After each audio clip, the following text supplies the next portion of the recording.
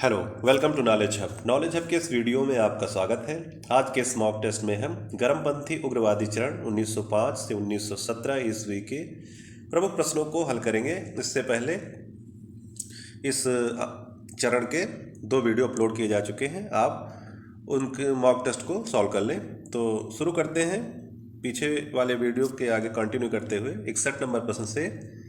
राष्ट्रीय आंदोलन की अवधि में जिस घटना ने मतभेद के बीज बोए एवं अंततः देश का विभाजन कराया, कौन सी थी? ऑप्शन ए, वर्ष 1906 में मुस्लिम लीग की स्थापना। बी, वर्ष 1905 में बंगाल का विभाजन। सी, गांधी जी द्वारा खिलाफत आंदोलन को समर्थन। डी, विधानसभाओं में मुसलमानों के लिए पृथक निर्वाचक क्षेत्रों व स्थानों का आरक्षण। 61 नंबर प्रश्न का सही जवाब है ऑप्शन नंबर डी, विधानसभाओं में मुसलमानों के लिए पृथक निर्वाचक क्षेत्रों व स्थानों का आरक्षण। 62 नंबर प्रश्न है, अभिनव भारत नामक अंग्रेज विरोधी संगठन की स्थापना की थी। ऑप्शन ए, आरजी भंडारकर ने। बी, वीडी सावरकर ने। सी, सीआर दास ने। डी, सरदार भगत सिंह ने।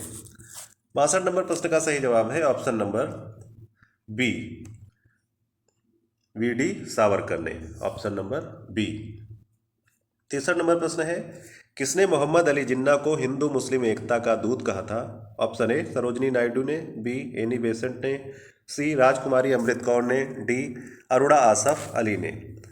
इस प्रश्न का सही जवाब है option number A, Sarojini Naidu ने। ऑप्शन नंबर ए।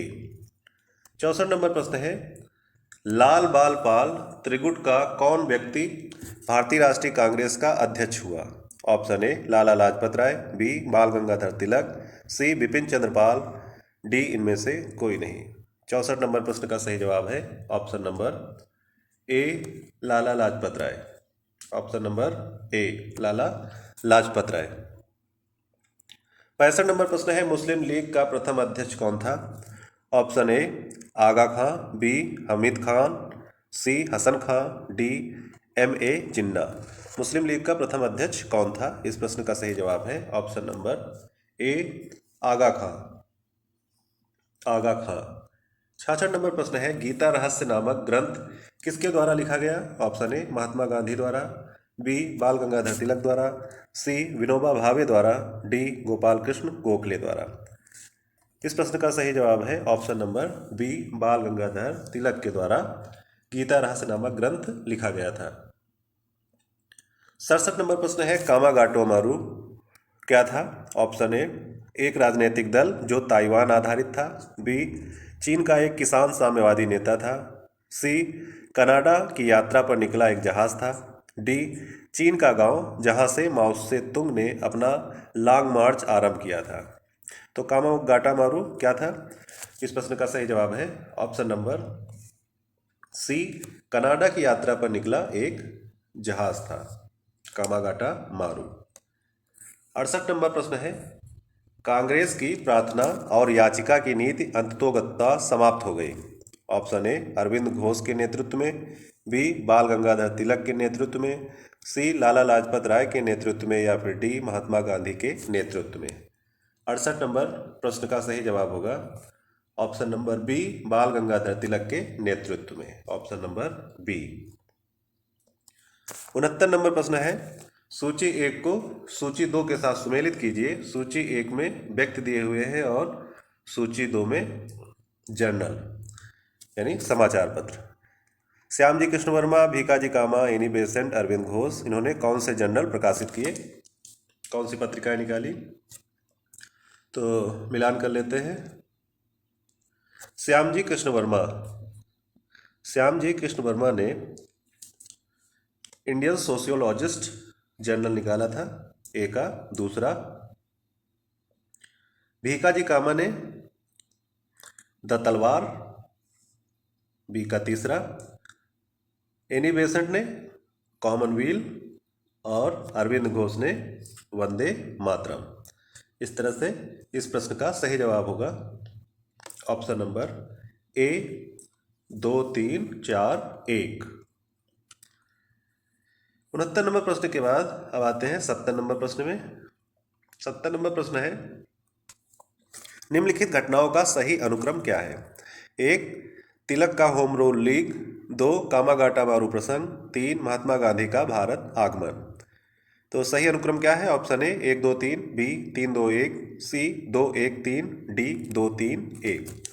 70 नंबर प्रश्न का सही जवाब होगा ऑप्शन नंबर डी 2 3 1।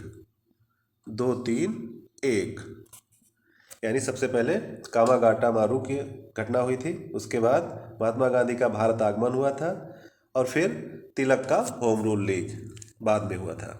71 नंबर प्रश्न है, सूरत की फूट 1907 के बाद कांग्रेस किसके हाथ में आ गई? ऑप्शन ए गरम दल वालों के हाथ में, बी नरम दल वालों के हाथ में, सी उग्रवादियों के, डी निष्क्रिय हो गई। 71 नंबर प्रश्न का सही जवाब है ऑप्शन नंबर बी नरम दल वालों के हाथ में, ऑप्शन नंबर बी। इसके बाद 72 नंबर प्रश्न है, राजनीतिक स्वतंत्रता राष्ट्र की प्राणवायु है, यह कथन किसका है? ऑप्शन ए मोतीलाल नेहरू का, बी व्योमेश चंद्र बनर्जी का, सी अरविंद घोष का, डी महात्मा गांधी का। 72 नंबर प्रश्न का सही जवाब है option number C Arvind Ghosh का, ऑप्शन नंबर सी। 73 नंबर प्रश्न है, राष्ट्रीय शोक दिवस कब मनाया गया था? ऑप्शन ए महात्मा गांधी की मृत्यु के दिन, बी भारत विभाजन के दिन, सी बंगाल विभाजन लागू होने के दिन, डी कांग्रेस विभाजन के दिन। 73 प्रश्न का सही जवाब है ऑप्शन नंबर सी बंगाल विभाजन लागू होने के दिन। राष्ट्रीय शोक दिवस कब मनाया गया था? तो मनाया गया था बंगाल विभाजन लागू होने के दिन। 74 नंबर प्रश्न है, श्रीमती एनी बेसेंट कांग्रेस की अध्यक्ष कब निर्वाचित हुई? ऑप्शन ए कलकत्ता अधिवेशन 1917, बी बम्बई अधिवेशन 1918, सी अमृतसर अधिवेशन 1919, डी लखनऊ अधिवेशन 1916। 74 नंबर प्रश्न का सही जवाब है ऑप्शन नंबर ए कलकत्ता अधिवेशन 1917 ईस्वी में श्रीमती एनी बेसेंट कांग्रेस की अध्यक्ष निर्वाचित हुई थी। 75 नंबर प्रश्न है, किसने कहा तिलक भारतीय अशांति के जनक हैं? Option A V Chirol, B Louis Fischer, C Webb Miller, D Lord Reading. 75 number प्रश्न का सही जवाब है option number A V Chirol या Chirol, option number A. 76 number प्रश्न है, मुजफ्फरपुर में किंग्सफोर्ड की हत्या का प्रयास कब किया गया था? Option A 1908, B 1909, C 1907, D 1911। 76 number प्रश्न का सही जवाब है ऑप्शन नंबर ए 1908 ईस्वी में मुजफ्फरपुर में किंग्सफोर्ड की हत्या का प्रयास किया गया था। 77 नंबर प्रश्न है, लॉर्ड हार्डिंग ने बंगाल विभाजन किस वर्ष रद्द किया?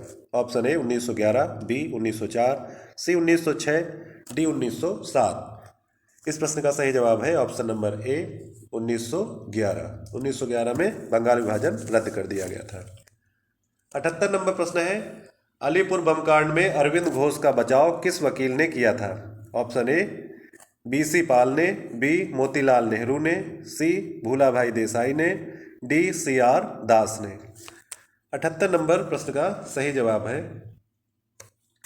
ऑप्शन नंबर डी सीआर दास ने, ऑप्शन नंबर डी सीआर दास। 79 नंबर प्रश्न है, वर्ष 1916 ईस्वी में मुस्लिम लीग और कांग्रेस के बीच किसने समझौता कराया था? ऑप्शन ए बीजी तिलक, बी जी के Gokhale, see Annie Besant, D JL Nehru. इस प्रश्न का सही जवाब है option number see Annie Besant ने 1916 में मुस्लिम लीग और कांग्रेस के बीच समझौता कराया था। 80 नंबर प्रश्न है, निम्नलिखित में किस एक ने 1916 में लखनऊ में आयोजित भारतीय राष्ट्रीय कांग्रेस के अधिवेशन की अध्यक्षता की थी? Option A Annie Besant, B Lala Lajpat Rai, C Motilal Nehru, D Ambika Charan यानी एसी मजुमदार। 80 नंबर प्रश्न का सही जवाब है ऑप्शन नंबर डी अंबिका चरण मजुमदार यानी एसी मजुमदार। 81 नंबर प्रश्न है, भारतीय राष्ट्रीय स्वतंत्रता संग्राम के संदर्भ में 16 अक्टूबर 1905 निम्नलिखित कारणों में से किसके लिए प्रसिद्ध है? ऑप्शन ए कलकत्ता के टाउन हॉल में स्वदेशी आंदोलन की औपचारिक घोषणा की गई थी, बी इस दिन आधिकारिक रूप से बंग भंग यानी बंगाल विभाजन लागू हुआ, सी नौरोजी के ने घोषणा की कि भारतीय राष्ट्रीय कांग्रेस का लक्ष्य स्वराज्य है। डी लोकमान्य तिलक ने पूना में विदेशी आंदोलन प्रारंभ किया। तो 16 अक्टूबर 1905 किन कारणों के लिए प्रसिद्ध है? इसका सही उत्तर होगा ऑप्शन नंबर बी। इस दिन आधिकारिक रूप से बंग भंग यानी बंगाल विभाजन लागू हुआ था। Option number B.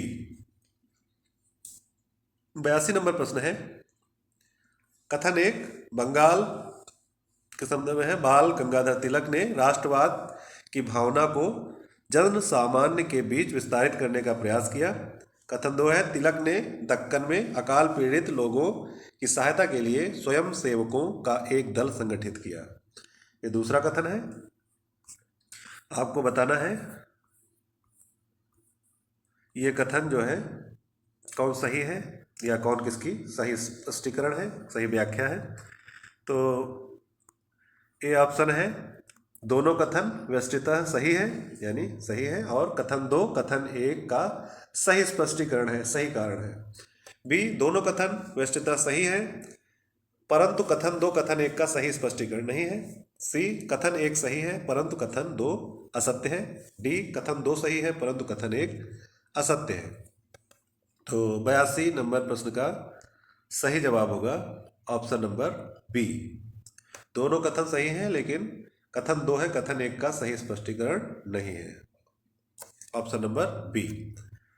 83 नंबर प्रश्न है, कथन एक एनी बेसेंट ने होम रूल आंदोलन के दौरान कांग्रेस और मुस्लिम लीग के साथ साथ काम किया। कथन दो एनी बेसेंट ने महसूस किया कि होम रूल आंदोलन के लिए आम जनता का समर्थन पाना आवश्यक है। ऑप्शन ए दोनों कथन वस्तुतः सही है और कथन दो कथन एक का सही स्पष्टीकरण है। बी दोनों कथन वस्तुतः सही है परंतु कथन दो कथन एक का सही स्पष्टीकरण नहीं है। सी कथन एक सही है परंतु कथन दो असत्य है। डी कथन दो सही है परंतु कथन एक असत्य है। 83 नंबर प्रश्न का सही जवाब होगा ऑप्शन नंबर ए। दोनों कथन सही है और कथन दो कथन एक का सही स्पष्टीकरण है। 83 का ए। 84 नंबर प्रश्न है, निम्नलिखित में वह कौन था जो काकोरी षड्यंत्र कांड में फांसी की सजा से बच गया था? Option A Ashfaqulla Khan, B Rajendra Lahiri, C Ramprasad Bismil, D Chandrashekhar Azad. 84 number प्रश्न का सही जवाब होगा option number D Chandrashekhar Azad. Chandrashekhar Azad वो व्यक्ति थे जो काकोरी षड्यंत्र कांड में फांसी की सजा से बच गए थे। 85 नंबर प्रश्न है, निम्नलिखित में से किसने स्वदेशी आंदोलन का नेतृत्व दिल्ली में किया था? ऑप्शन ए बाल गंगाधर तिलक ने, बी अजीत सिंह ने, सी लाजपत राय ने, डी सैयद हैदर रजा ने। 85 प्रश्न का सही जवाब है option number D Syed Haider Raza ने। Option number D. 86 नंबर प्रश्न है, स्वदेशी आंदोलन 1905 से 1908 के प्रारंभ का तात्कालिक कारण क्या था? ऑप्शन ए लॉर्ड कर्जन द्वारा किया गया बंगाल विभाजन, बी लोकमान्य तिलक पर आधिरोपित 18 महीने के सख्त कारावास का दंडादेश, सी लाला लाजपत राय तथा अजीत सिंह की गिरफ्तारी व निर्वासन, डी चापेकर बंधुओं को मृत्युदंड की सजा सुनाया जाना। तो स्वदेशी आंदोलन के प्रारंभ का तत्कालीन कारण क्या था? इसका उत्तर होगा ऑप्शन नंबर ए लॉर्ड कर्जन द्वारा किया गया बंगाल विभाजन। यह स्वदेशी आंदोलन का तात्कालिक कारण था। 87 नंबर प्रश्न है, प्रथम महायुद्ध के दौरान कहां पर भारत की एक अनंतिम सरकार बनी थी जिसके प्रेसिडेंट राजा महेंद्र प्रताप थे? Option A Afghanistan, B German, C Singapore, D तुर्की।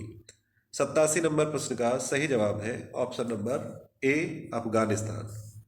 प्रथम महायुद्ध के दौरान अफगानिस्तान में भारत की एक अनंतिम सरकार बनी थी, इसके प्रेसिडेंट राजा महेंद्र प्रताप थे।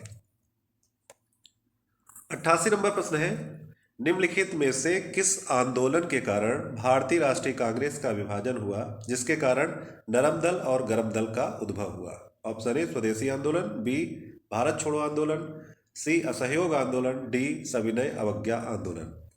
88 नंबर प्रश्न का सही जवाब होगा ऑप्शन नंबर ए स्वदेशी आंदोलन।